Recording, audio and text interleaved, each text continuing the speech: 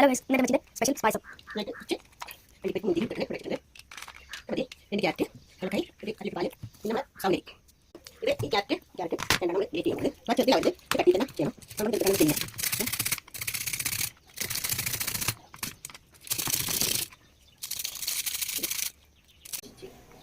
പായസം ഞാൻ പാലൊഴിച്ച് ആദ്യം പാലൊഴിക്കുന്നതിന് മുന്നേ പിന്നെ ക്യാരറ്റ് ഞാനൊന്ന് നെയ്യിൽ വാട്ടിയെടുത്തതാട്ടത്.